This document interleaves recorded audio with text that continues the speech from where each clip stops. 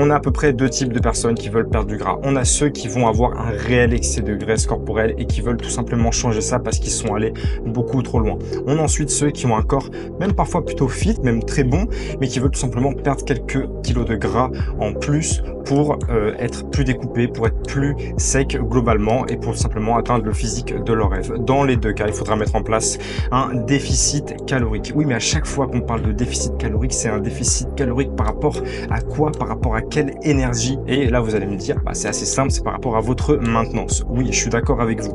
Mais comment on calcule précisément sa maintenance? Si vous êtes resté bloqué en 2005, vous utilisez sûrement encore une équation type Harris et Bénédicte qui n'est plus du tout à jour, plus application d'un coefficient d'activité, pas très actif, modérément actif, actif, très actif, ça c'est stop, c'est à arrêter et c'est à mettre à la poubelle. Votre énergie de maintien est dynamique, c'est-à-dire qu'elle varie au fur et à mesure du temps, elle n'est pas statique, elle n'est pas figée. Du coup, c'est absolument idiot de se baser sur une maintenance qui serait statique. Arrêtez ça tout de suite et demandez un remboursement à votre coach s'il vous a donné ça.